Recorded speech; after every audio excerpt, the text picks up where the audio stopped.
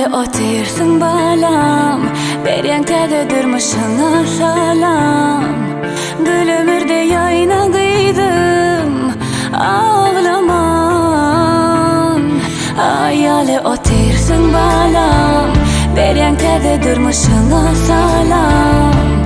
Saylan yarın bilen yaşan, sağ aman. Sen ömrüm yadı baharı, kıydım günahım.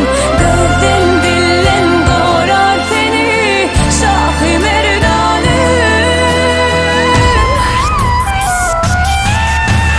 Canım mehriban kıydım, canım serdaşım kıydım.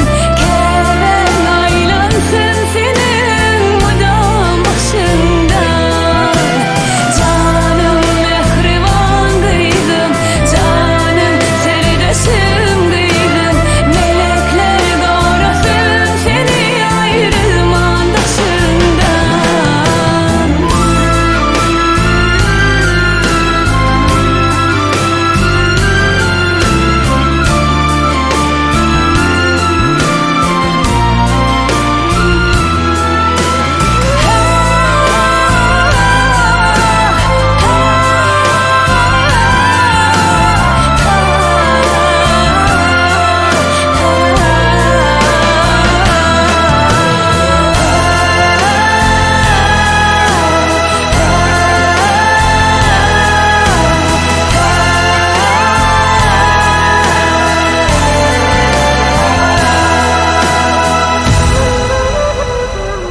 Çağılın gitmeye yattan, sevmedin